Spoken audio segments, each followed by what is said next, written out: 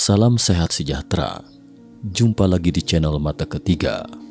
Mari bersama kita telusuri misteri dunia. Dalam beberapa video Mata Ketiga sebelumnya, pernah menyinggung kisah tentang Neandertal.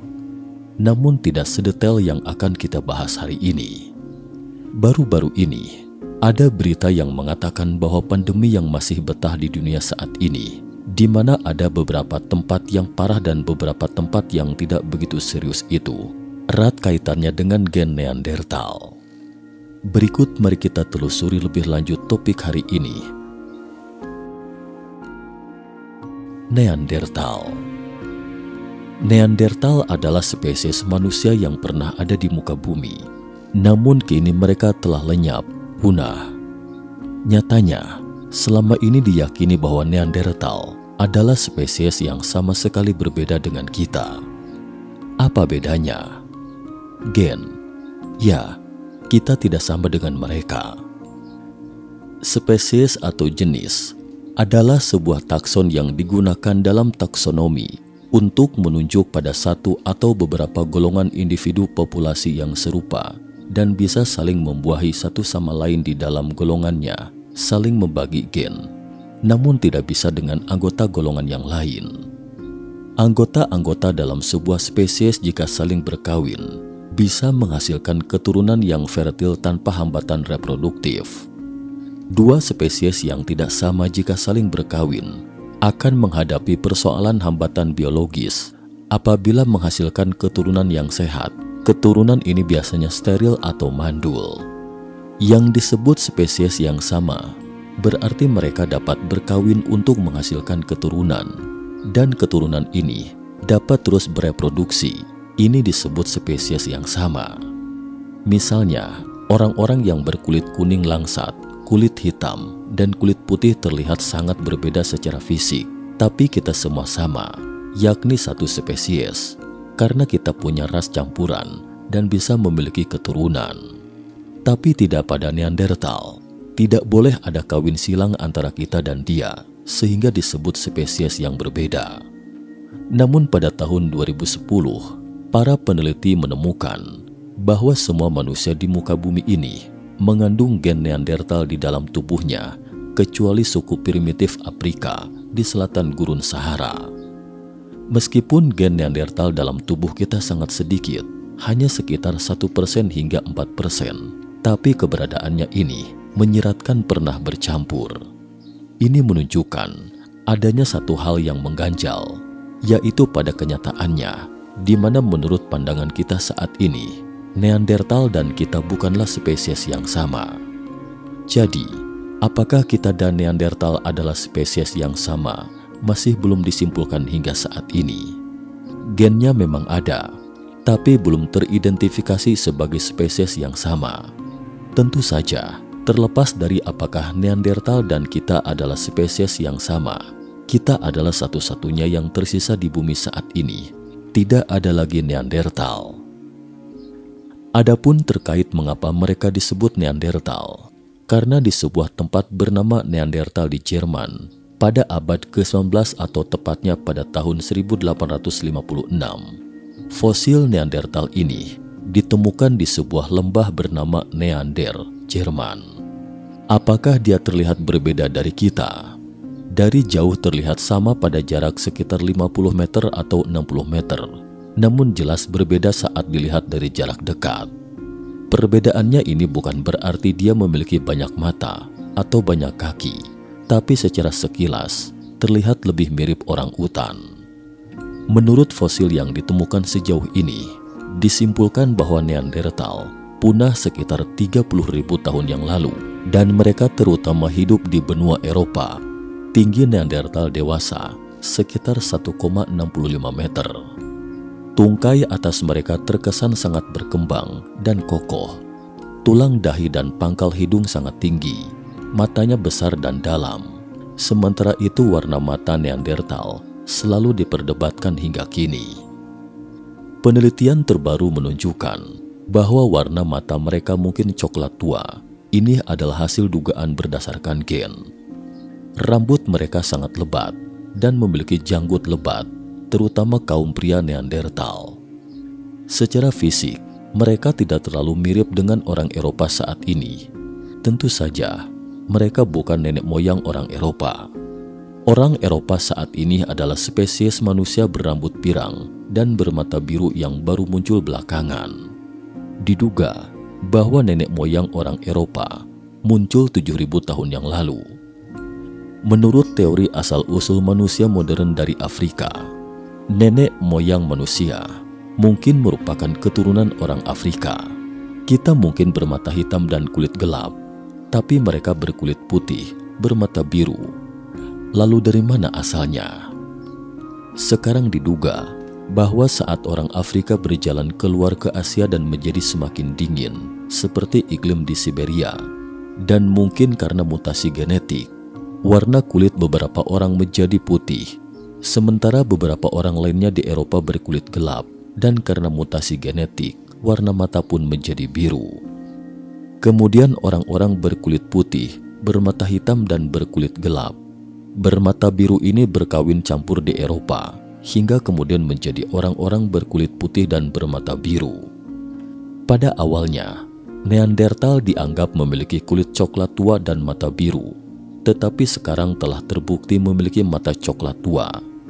Artinya, tidak tahu secara pasti dari mana asal orang-orang bermata biru itu. Setelah nenek moyang kita keluar dari Afrika, ada yang pergi ke Eropa, ada yang ke Asia. Kelompok orang yang pergi ke Eropa disebut manusia Cro-Magnon. Cro-Magnon ini kemudian bertemu Neandertal di Eropa, namun tidak diketahui apakah terjadi kawin silang di antara mereka. Mungkin tidak berkawin secara langsung. Terkait ini, nanti akan kita telusuri lebih lanjut salah satu jenis manusia lainnya, yaitu manusia Denisova.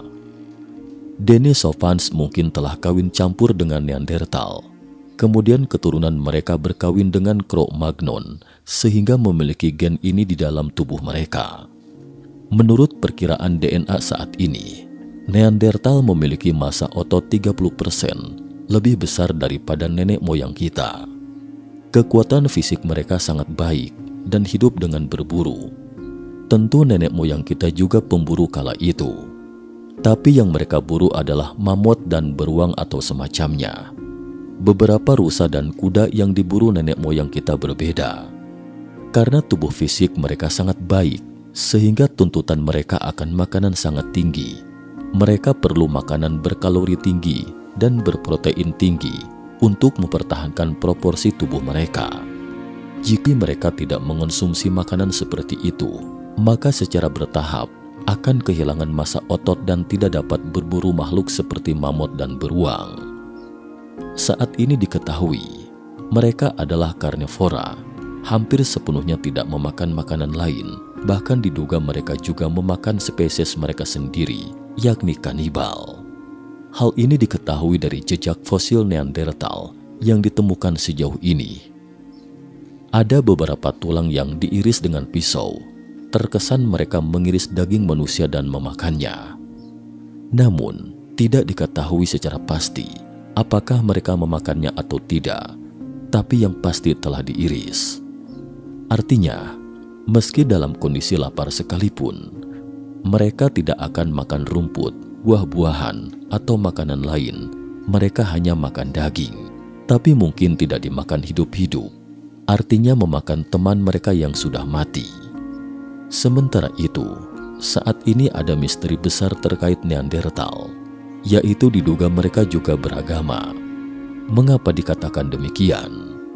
Karena ditemukan bahwa ketika Neandertal dimakamkan, mereka akan meringkukkan almarhum menjadi bentuk bayi seperti di dalam tubuh ibunya, kemudian meletakkan karangan bunga dan sejumlah makanan untuk almarhum, lalu menguburnya.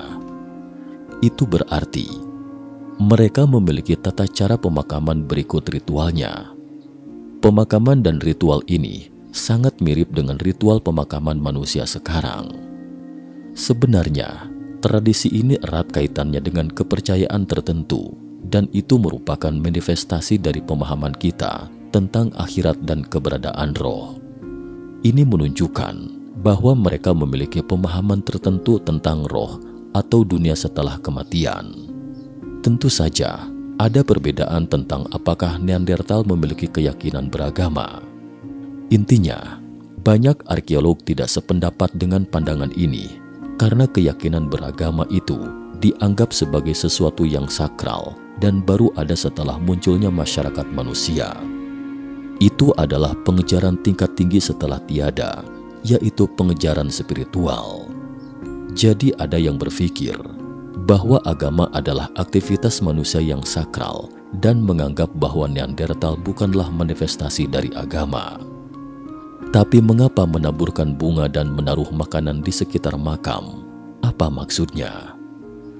Jadi, agama adalah sesuatu yang sangat ajaib. Aneh rasanya, mengapa Neandertal melakukan ritual seperti itu?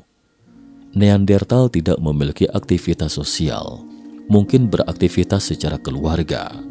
Sekarang ditemukan bahwa jejak Neandertal semuanya berada di gua-gua yang jaraknya sangat jauh. Paling banyak ada satu sosok kerangka laki-laki di setiap gua, sisanya semua adalah perempuan dan anak-anak. Ini menunjukkan bahwa mereka adalah keluarga yang berorientasi pada kaum laki-laki dan keluarga sebagai satu kesatuan. Demikian juga berburu, di mana ayah, ibu, dan anak-anak pergi berburu bersama, bukan berburu bersama secara berkelompok dengan pemburu lainnya. Karena itu, wanita Neandertal juga memiliki otot yang kekar. Selain itu juga, ditemukan juga bahwa Neandertal mungkin adalah spesies yang sangat baik dan penuh rasa tanggung jawab, karena beberapa kerangka Neandertal ditemukan memiliki cacat bawaan yang jelas atau penyakit yang sangat serius. Tetapi jika ditilik dari ukuran kerangka, mereka telah lama hidup. Semua ini menyiratkan mereka yang tidak berkontribusi pada kelompok ini juga akan memberikan makanan kepada mereka, membesarkan mereka, dan tidak akan menelantarkan mereka. Binatang di alam liar tidak seperti ini. Jika anak mereka yang lahir dan jelas merasa tidak akan bertahan hidup, mereka akan segera membuangnya. Di samping itu juga ditemukan, Neandertal menguasai teknik medis. Mereka mungkin tidak bisa mengobati pilek atau demam, tetapi mereka bisa menyembuhkan luka memar. Mereka akan meletakkan papan atau sesuatu di lengan yang patah dan memulihkannya seperti semula.